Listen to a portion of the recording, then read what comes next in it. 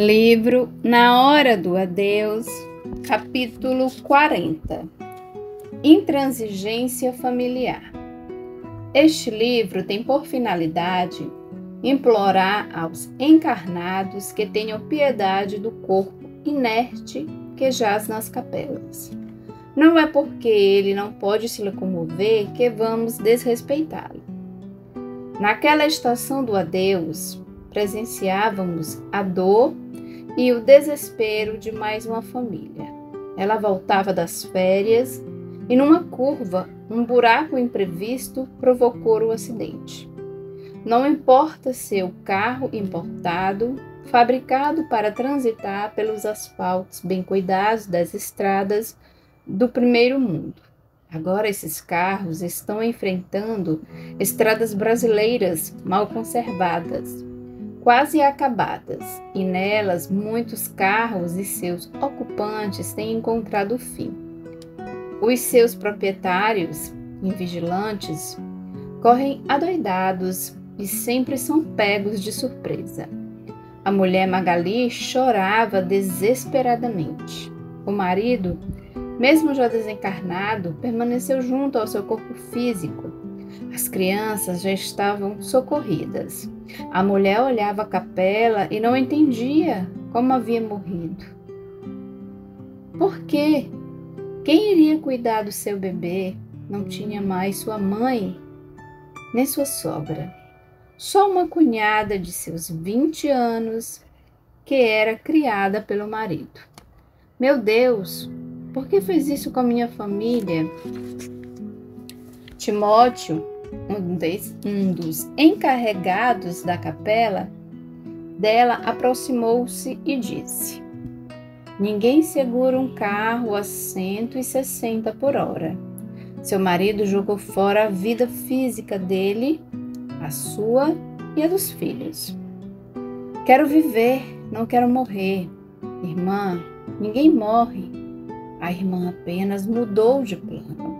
Quero meus filhos, quero meus filhos. Por que eles estão deitados? Estão dormindo? Não. Só seus corpos estão inertes. Seu espírito foram socorridos. Por favor, quero meus filhos. Aquela bela mulher, muito bem cuidada, ali estava vendo o espírito do marido ainda debatendo-se junto ao físico. E ela não compreendia porque estava com dois corpos e o que agora comandava não era mais o de carne. Este estava mutilado. Os encarregados da capela prestavam auxílio àquele casal, mas os encarnados que ali se encontravam falavam tanto, faziam tanto barulho que o padre ali presente parou de orar e pediu silêncio. Timóteo aproveitou para falar através das cordas vocais do padre. Irmãos, os mortos precisam de silêncio. Quando chegamos a uma capela, temos de nos conscientizar de que ali está uma alma preparando-se para a partida. É a hora da verdade. Como não ajudá-la? Se desejamos conversar, não nos custa esperar algumas horas. Depois das despedidas, quando voltamos às nossas lides diárias, em uma capela, estamos diante da maior realidade da vida, a morte. E ninguém fugirá dela. Hoje são eles, amanhã seremos nós. Quem se propõe a se despedir de alguém quando parte tem de conscientizar-se de que as capelas são lugares imantados de lágrimas e de dores. Por isso devemos apresentar uma atitude digna quando levamos alguém ao túmulo.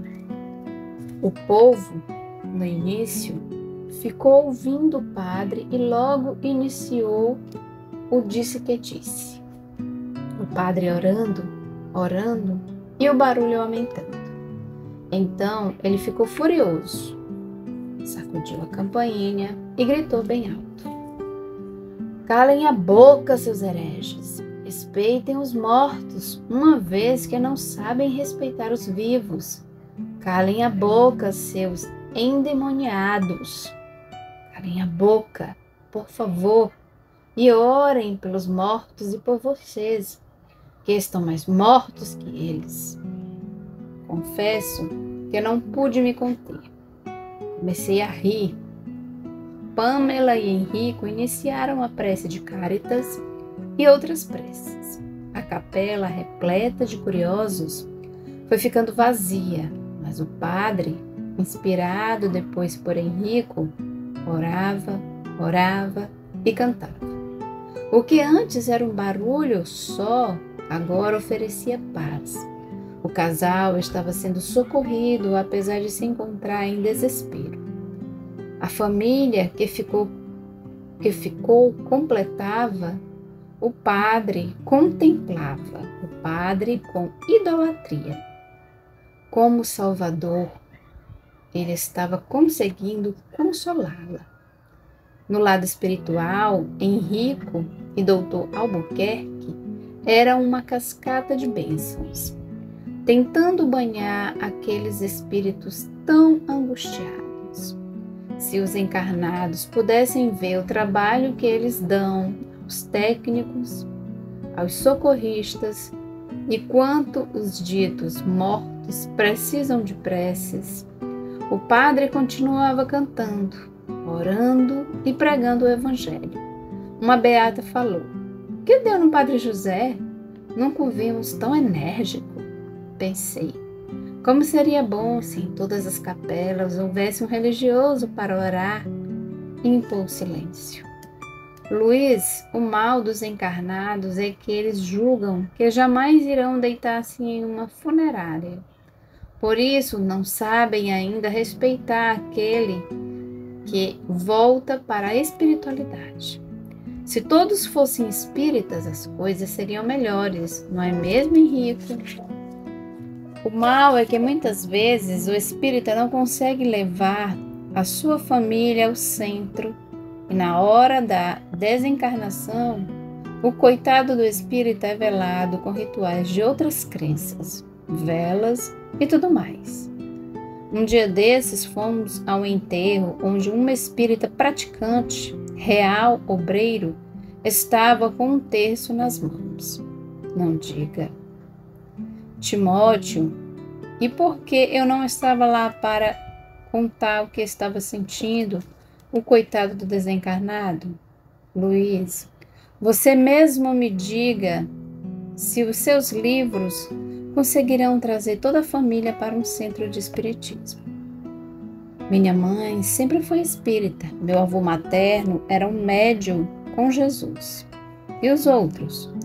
Timóteo, é muito difícil fazer alguém, os seus familiares, tornarem-se verdadeiros espíritas, mas a gente tenta, e confesso que não sossegaremos enquanto não conscientizarmos toda a nossa família a buscar trabalho em uma casa espírita.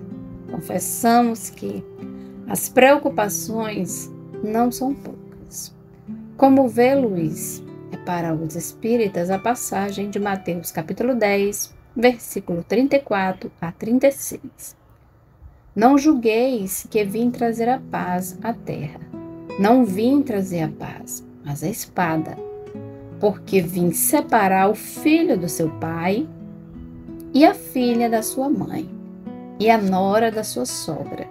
E os inimigos do homem serão os seus próprios domésticos. Quantos espíritas são chamados de fanáticos porque vivem preocupando-se com o pobre, praticando a caridade?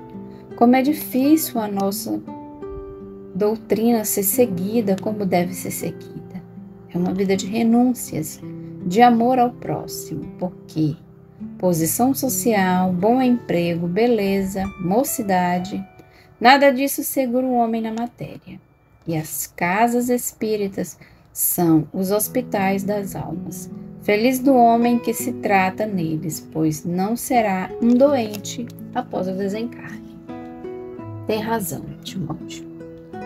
Mas como é difícil conscientizar as pessoas que as coisas materiais pertencem ao mundo físico. Por isso, Sérgio, o espírito que luta contra as intransigências familiares, se o pai, o filho, a nora, a sogra ou a filha não respeitam, o espiritismo deve ele ou ela deixar por escrito como deseja ser velado depois do desencarne. Sem padre nem velas. Não, Luiz. Bendito o padre ou o pastor que ora pelos que estão precisando. O padre deve orar pelos católicos e os pastores pelos crentes. Os espíritas, achamos nós, devem ficar contentes se alguém da sua casa espírita orar, ou mesmo os próprios familiares. Um dia, quando as religiões se respeitarem, não haverá nada de mal em um pastor orar por um católico ou vice-versa. O perigo hoje é que não existe respeito de uma para a outra religião. E na hora da despedida, pode haver um ataque à fé daquele que partiu. Agora, se o pastor, o padre ou o espírita forem seguidores reais de Jesus, farão uma prece e ninguém saberá qual religião é a deles, porque falarão a linguagem do verdadeiro seguidor do Cristo. Abri meu evangelho em Lucas, capítulo 12, versículos 51 a 53. Julgais que vim trazer a paz? Não, vos digo eu, mas separação.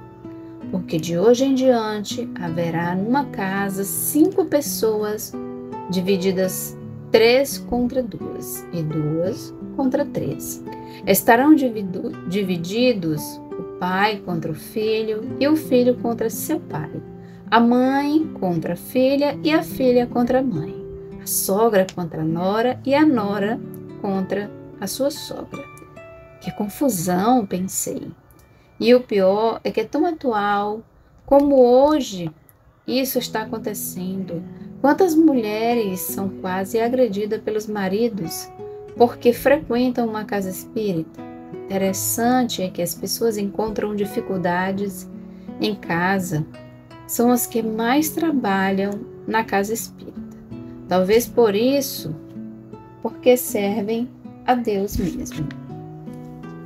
Esses dias fomos chamados para socorrer uma irmã.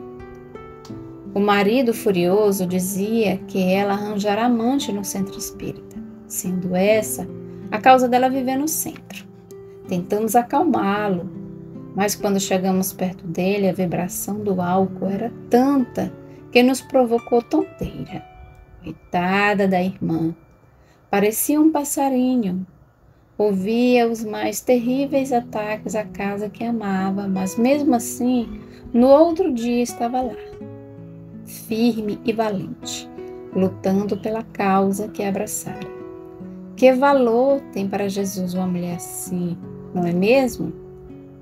Assistindo à luta da irmã, recordamos-nos de Adelaide, outra espírita que todos os dias recebia críticas de sua mãe e de seu marido.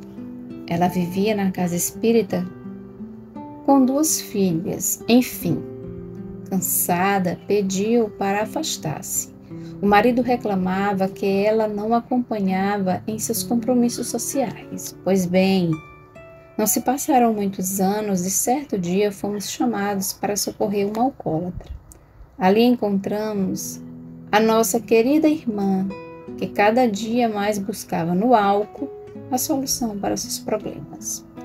Apaixonara-se pelo marido de uma de suas melhores amigas e a mãe e as irmãs agora queriam levá-la de volta à casa espírita.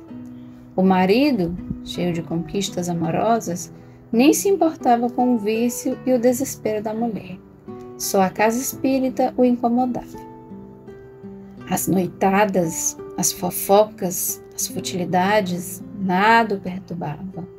Mas se um filho, se a esposa o esposo trabalhava para o pobre e esta, tentando estudar a doutrina, voltando para casa cedo, porque os estudos de uma casa espírita não devem passar de 60 minutos, a família não aceita.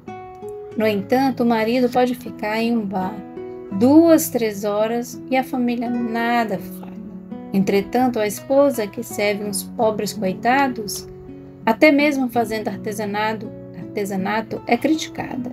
A mulher fútil, que fica no cabeleireiro ou durante 4 horas nas academias, nos chás das fofoqueiras, ninguém critica, porque isso é comum na vida social de cada um.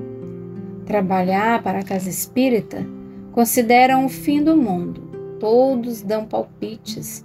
E quantos são desprezados porque são leais a Cristo?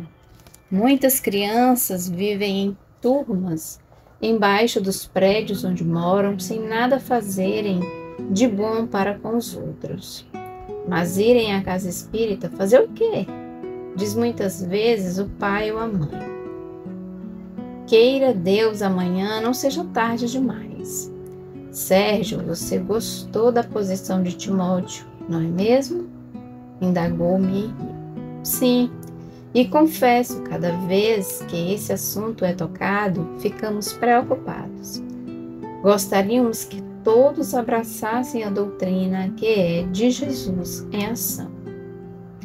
Timóteo enlaçou meus ombros e Henrico começou a cantar. Venha, Cristo, venha novamente, tirar do túmulo quem nele está. Venha, Cristo, venha nos levar para as moradas da vida. Queremos passear. Nos bosques floridos, passeamos a cantar. Venha, Cristo, venha tirar do túmulo inerte quem não sabe amar. Venha, Cristo, estamos a esperar.